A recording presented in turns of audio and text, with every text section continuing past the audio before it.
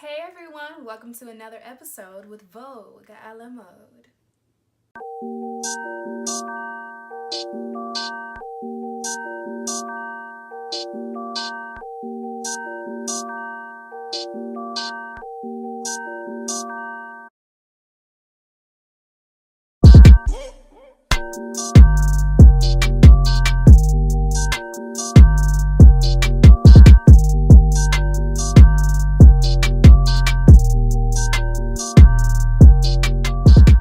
I'm so happy that you guys came back to tune in to another episode with VALM.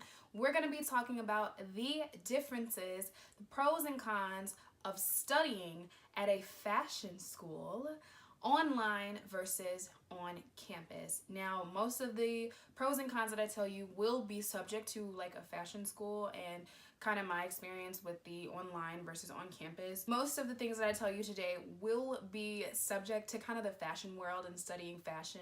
I did get my bachelor's in sociology and I am getting my master's in fashion marketing. So two separate worlds, but some of the pros and cons will relate to both. So just get in where you fit in, honey. Okay, if you're super excited like I am, stay tuned.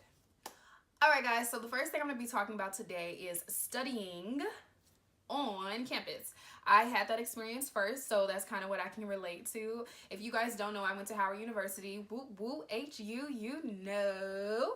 I went to Howard University to get my bachelor's degree, and I now go to LIM College and I'm studying online to get my master's degree. So if that kind of correlates, you can kind of see how that's going. We're gonna kind of just explain. I'm not gonna go too far into my story today. We're gonna have a whole separate video about that. So if you guys want to see that, definitely put that in the comments below, because I'll be sure, make sure to like this video as well if you guys want to see that, because I'll be sure to do a video on my college experience.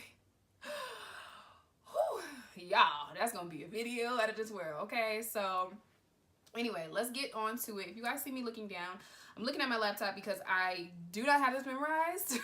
So I definitely want to make sure that I'm super sufficient for you guys. So yeah, so we're gonna get into the on-campus pros first. One of the first on-campus pros is meet people. Like, I mean, you're on campus, you're surrounded by other students. Of course, you're going to meet a whole lot of people, especially that first week, freshman week, or for me, I transferred from Clark, Atlanta, so shout out to CAU as well.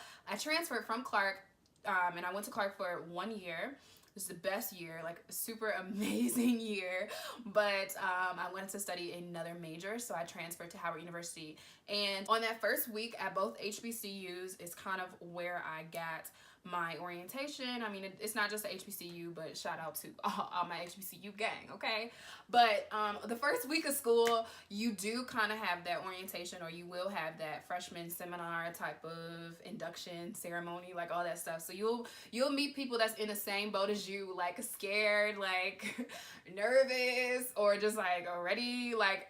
As a freshman, I was like super scared. I wasn't super scared, but like I'm an only child, y'all. So I was like, okay, like we're really doing this. And I'm not from Atlanta and I'm not from DC. So I'm like out of state. So I was really just like, this is like, I put on like my big girl like pants and I was ready to go, honey. I was ready to get my life started. So yeah.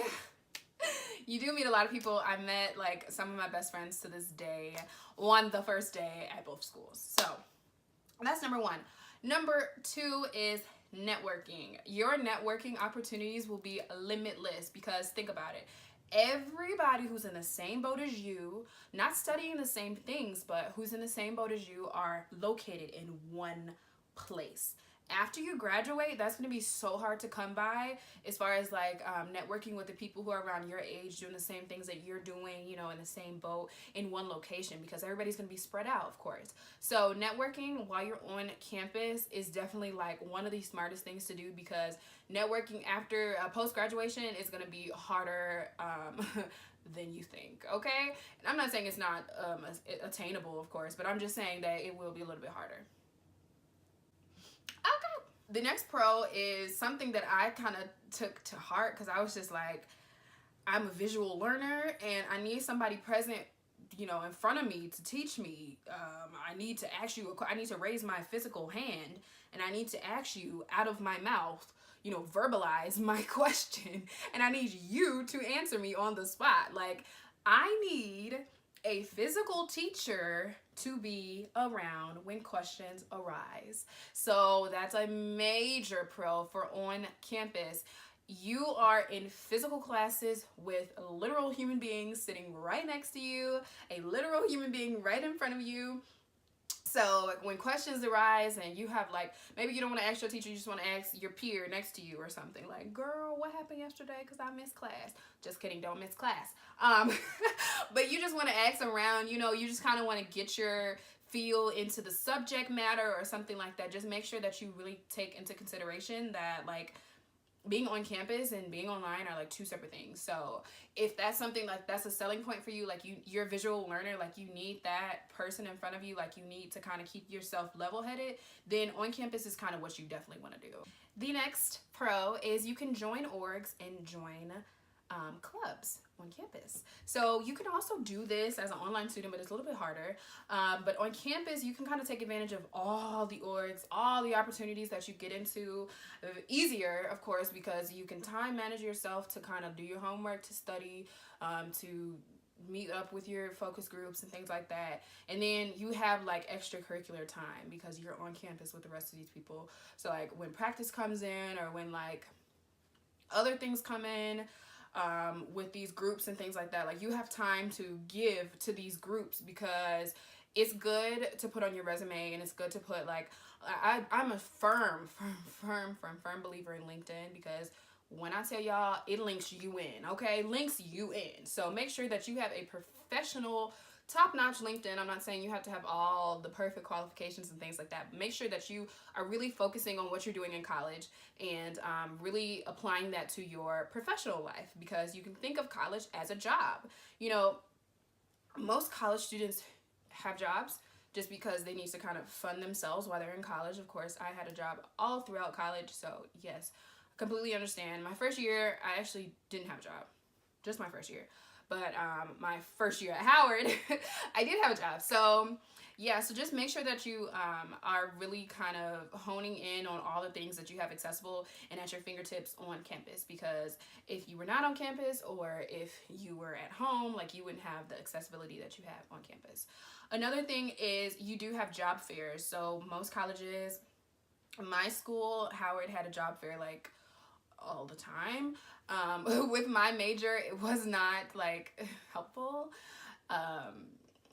Like I said, that'll be a whole nother video, y'all. Getting into that, y'all, but I was a classical voice major at Clark Atlanta University, and I was a jazz voice major for 2.5 years at Howard University, and I graduated as a sociology major at Howard University. So my first couple of years at Howard, I was not able to hone in on the job fairs as much because they didn't have a lot of things for creatives. They had a lot of business opportunities, of course, but like vocal opportunities and like music majors, music therapy, music business majors, which I was a music business major my second year. So I changed my major a lot, y'all. We gonna get into that. Like this video, I'm telling you, like the more likes I get, I will do that video faster for you, okay? But yeah, so I could not partake into a lot of the job fair opportunities, but now getting my master's and I'm honing into exactly what I want to do in my life, I'm able to participate in a lot more job opportunities, even though I'm not on campus. So we'll get into that next. The last thing is to build your network. So like I was saying before, as far as networking, you have everyone at your fingertips. Everyone is around kind of the central area of whatever city. Mine was DC. Everybody was in that central area. It was either the DMV, like everybody was in that area. So they were at hand's reach. So that's when I started my business, VALM. I definitely was at Howard University, and when I tell y'all, I went in. I found so many people that were doing things that I was doing and who had interest in what I was doing, of course, and who were kind of doing similar things. And that's kind of how I was able to network and to work with so many designers, makeup artists, photographers, personal trainers. Like I was able to do a lot at Howard because I just built my network, and that's something that will go a long way. You know, even after you graduate, you're like, hey girl, I know I work with you, can you help me? You know what I mean? You won't say it that literal, but like you will say like, I need a favor. Okay. But yeah, now we're gonna kind of do pro for pro, con for con. So we're gonna talk about online pros. Okay. The first online pro is you to set your own schedule, honey. And especially as a grad student, like it's really, really hard because it's like you're working full time or part time, whatever you choose. Usually it is full time, and then you're going to school full or part time. So it's like you have a lot going on. You might be a mother, you might be, you know, a business entrepreneur, like doing your business at the same time. Like, you know, balance, you really learn that in your undergraduate years of college. You really learn how to balance your social, your professional, and all that other stuff. Like you really learn how to balance your life. So setting your own schedule as an online student is the best thing, because usually assignments are due, discussion boards are due Wednesdays and Thursdays, or just Wednesdays, and the assignment is due on Sunday at 11:59 Eastern Standard Time for me, because it's on the East Coast. But you know, it's an hour difference, so for me I have to be done at 10:59 instead, but that's not much. But yeah, you definitely like get to plan accordingly. You get to plan your week out on how you're going to study, when you're going to do your assignments, how long it's going to take, when you have to factor in work, when you have to factor in doing your business, when you have to factor in doing your side hustle, when you have to factor in recording your videos. You know what I'm saying? So you kind of make sure that you have a great schedule planned out so you can be successful in your classes, in your academia, as well as your professional and personal life. Another pro is you get to work and go to school full time if you want.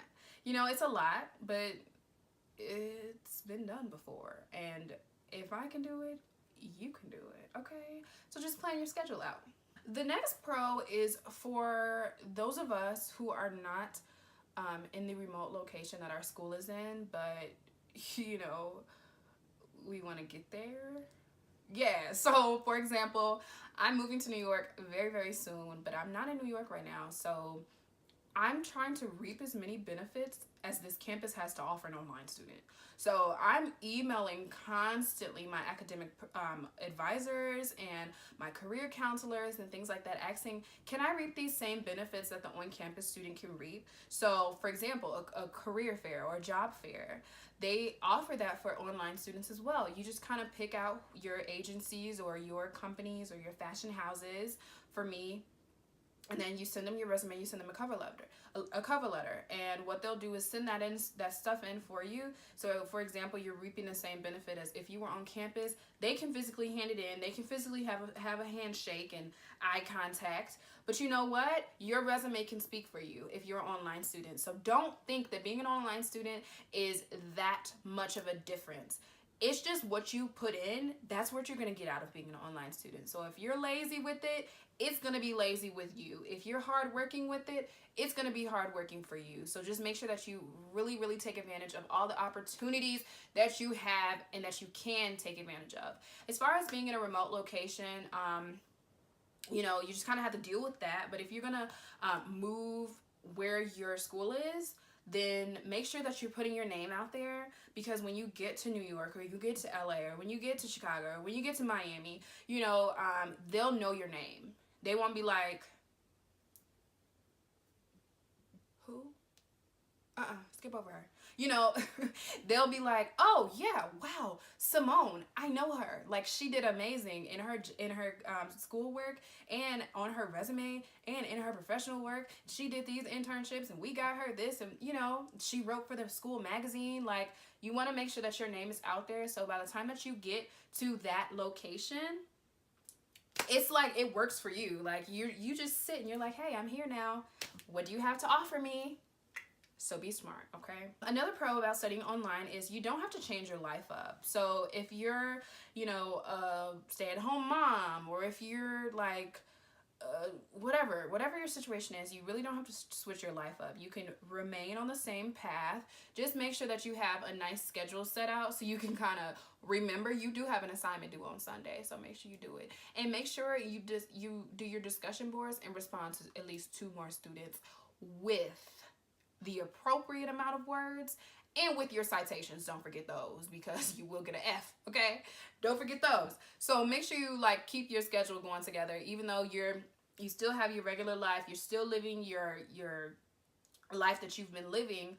Now you just have to factor in getting your master's, or, you know, going to school. It's not just getting your master's, you can get your bachelor's online as well. So, you know, you kind of just have to factor in those things so you can make sure that you keep track of everything, okay? Another online pro, it's not necessarily for me, because I was blessed enough to go to college right after high school, and go to grad school right after college. And, you know, a lot of people don't have that luxury, and some people have it even better, you know what I mean? So I really just thank God that I was able to do it back to back and just get it out the way. Now, this is for those of you who have not had a chance to go back to school, and you graduated college, or you graduated high school, and you like went to work, or you had kids or something like that, you know. This is for you all. So sometimes age can be a factor. You know, you're in class with all these like 20-year-olds, and you're like, whoa, I don't want to see them. Like, oh, like this is too much. Like I feel old, you know, which you shouldn't be insecure about, because age ain't nothing but a number, and it's no better time than now. Okay, so you shouldn't be insecure about it. But if you are, totally, completely understand. I did 5 years in undergrad. In my 5th year, I felt like a 80-year-old in class. I was like, you know, they're going around like, you're 19, 20. I'm like, no, honey, I'm not. But you know how it is. That's not much of a age difference. But for me, I'm a person who likes time, and who likes order, and who likes things to go the way I expected them to go. But sometimes you have to kind of draw back and let God do your planning, and God do your work. And, you know, you have to let God's plan take over your life, because hashtag God's plan. But take over your life, because honestly, if you just go according to what you think you're supposed to be doing, or what life you're supposed to be living, it's not going to always come out that way. So, you know, it's okay that you're older and that you're just going back to school. It's okay. At least you're going back to school, right? You're not sitting down. Like, you're doing something. So go back to school. But an online perk is, yeah, you will be in class with younger people, but you won't get to see them, honey. So you could be sitting, watching Roseanne in your pajamas with all your 8 kids, okay? And be doing your homework on the couch. And they will never know how old you are unless you choose to share that. Like, but it's none of their business. So, you know, proceed with your slayage. The last pro for an online versus on campus is tuition. So this may be a factor for a lot of people when choosing to study online rather than on campus, or on campus rather than online. Tuition is substantially cheaper to study online than to study on campus, because I'm telling you, like, housing, meal plans, extracurricular endowment fees, health fees, all that stuff, you know, sinks in, and it's like you're paying $42,000 a year. Like, what? Like, I'm just gonna stay at home. That's what I'm gonna do, because I have housing, I have, you know, food, I have all this stuff, like, you know, at my reach. I don't have to worry about supplying that stuff. So tuition is significantly cheaper, because literally all you're paying for is your classes and your books, and the rest is up to you. Also, I do encourage you to take advantage of financial aid. So apply for FAFSA, FAFSA.ed.gov. Definitely, like, will be your blessing in this situation, and it will help you out. So if you guys want a video on how to, like, pay for college and things like that, I can do that for you, and kind of talk about personal, you know, experiences and options and ways that you can pay for school. But if you're going to go online, just know that it will be substantially cheaper to go online, and it's totally fine. You just have to make sure that you're organized. That's it. So now we're going to talk about some on-campus cons. Now, let me tell you, this list is actually, it's a little bit long. So I was going to say it's short, but you know, it's a little long. I actually don't know which one I prefer yet. We'll decide at the end. So on-campus cons, class time conflicting with work schedule. Like, this happens all the time. So when I was in school, just my last year in school, I was working at H&M. Yeah, H&M. I was super excited to work there and to network with the people who love fashion there. But then I was studying sociology. It was like I was at work doing what I wanted to do, but like I went to school and I was studying something that I didn't really have a passion for. So I kind of had to bear with that and know that, like, you girl, like, this is gonna help you in some way, some form. You know what I mean? And it's gonna help your career. So I had to think about that to keep me going. But then I had to tell my teachers I had work, or my work I had class, you know? So I had to definitely build my schedule around that and make sure that I communicated. Communication when you're on campus and when you work as well, like, it's key, because you taking that final a week early may be your, like, blessing in disguise, because you have to work. You know, so you have to make sure that you know your work schedule, you know your class schedule early, and let both ends know, so you can kind of keep track of your life, okay? Because when it runs together, it's not pretty. It's really not pretty. So yeah, so that's kind of what can happen when you're online. You don't have to worry about that. Another con for on campus is distance. So if you're a commuter, which I was my last 2 years in college, I was like 25 minutes away from my campus, which it's not a lot, but you know, when you think about it, like, you gotta wake up an hour earlier. For me, it takes me quite a long time to get ready, so I had to wake up really early. And sometimes I was not up for those 8 a.m. classes where I had to wake up at 6, y'all. I was not up for that, but that's just the art of commuting. Like, you don't have the luxury to stay on campus anymore. You can get up 5 minutes before and walk to class. No, like, if you get up 5 minutes before, you're not gonna make it on time, so you might as well stay at home and get under your blanket. I'm just saying. So commuting is, like, definitely a key. You kind of want to stay close to campus. If not, you want to stay on campus. If you get a little older, like I was junior, senior year, I was like, I kind of want to be a little bit far away from here. Commuting was definitely a thing. Commuting is a thing. The next con is sickness and missing class. So I don't encourage this at all, but sometimes, you know, life happens, things happen where you have to miss class, and sometimes it just happens, like, honestly.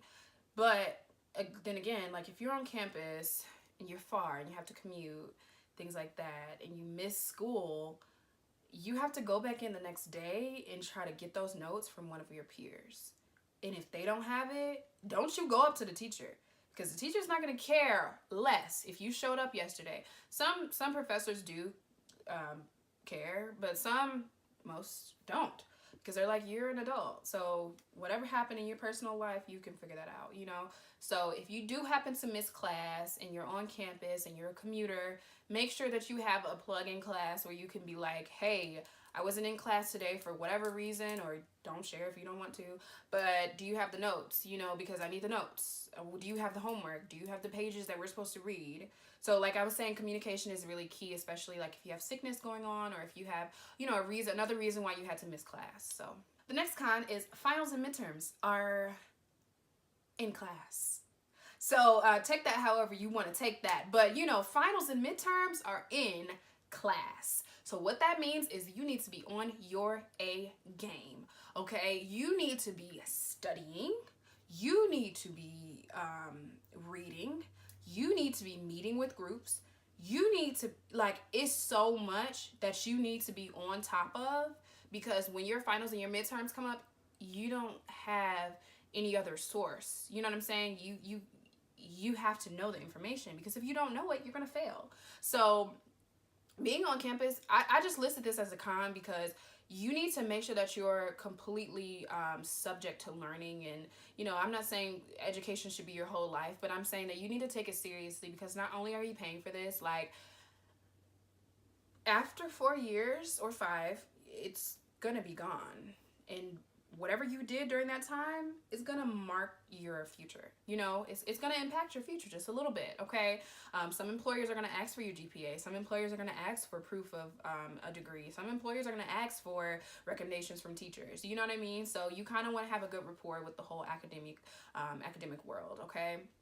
And with finals and midterms, you cannot miss those. So whether that's scheduling a different time for you to work or switching shifts with one of your coworkers, make sure that you do that, because usually they'll offer another day for it, but like it's only to those students who have exceptional you know, excuses or doctor's notes or things like that. And if you don't have that stuff, then they're just gonna be like, okay, you're just gonna get a incomplete in the class, a I, or you're just gonna get an F. You know, so just make sure that you're present. Finals and midterms are very important in either case, but just make sure that you're present in class so you can be a great student and pass all your classes. And the last con for on-campus students is tuition. So like I just talked about, online versus on campus, tuition is expensive.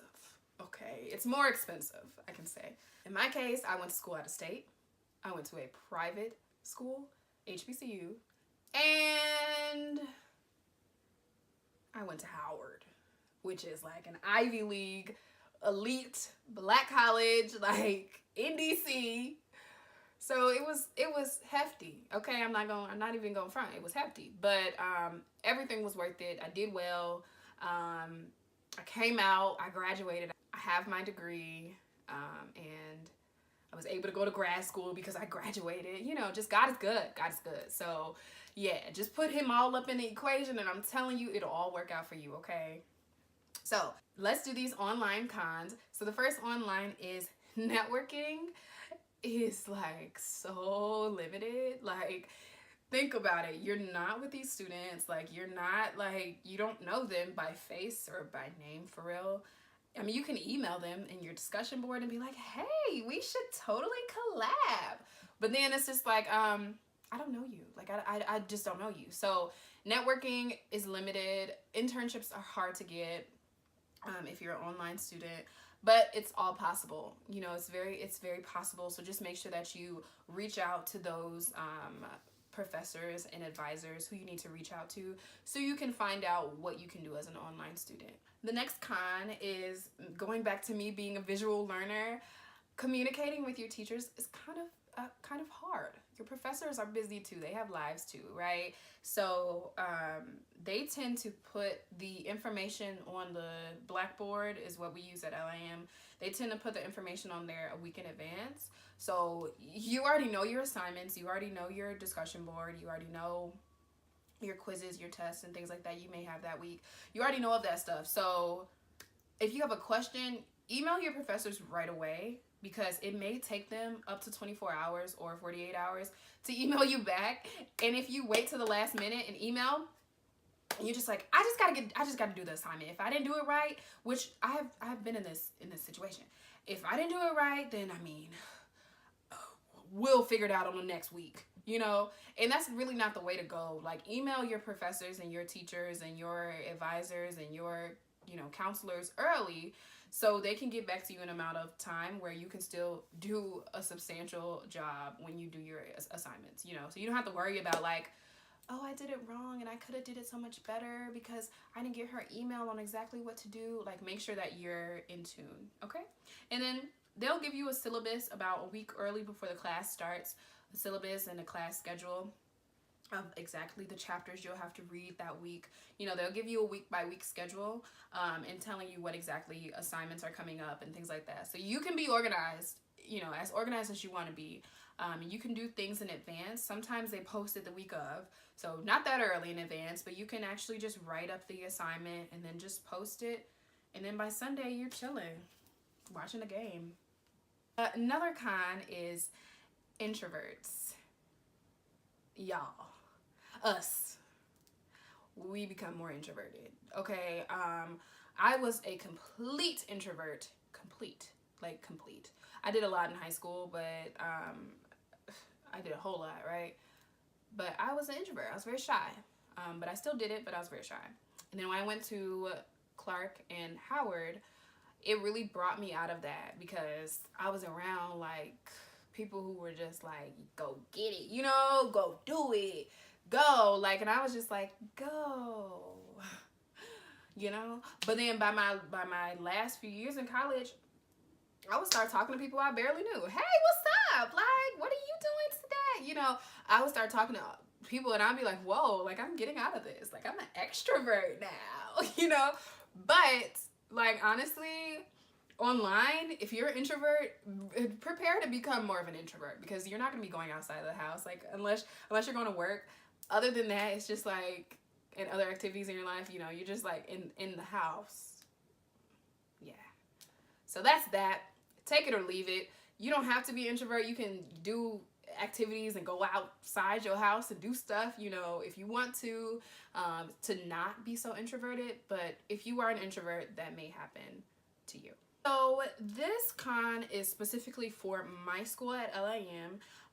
On campus, graduation and events are completely 100% optional. So a lot of the times they'll send us stuff as grad online students and say like, this is happening this week in New York. This is happening this week in DC. This is happening this week in Cali. We want to make sure that you're aware of it. So just in case you're there or you want to go, you have the opportunity to do so. And that's also with graduation. You can completely have them just send your degree and you can receive it on the couch. Okay, I'm not playing. But me, I'm like a person, like I travel, y'all. Like I have to go places. I have to do stuff. I have to see stuff with my eyes. Like I told you, I'm a visual learner. I want to get my hands on it. I want to get my hands dirty. I want to, you know, experience that culture, that lifestyle, all that stuff. So for me, like when they send us emails like that, I'm like working on like a budget to fund me to go to LA or working on a budget to fund me to go to New York this week, you know, to try to get myself more involved with on campus because I am pulling myself out of that introvert role more and more and more. So I'm trying to like make sure I'm hands-on with those opportunities that they offer.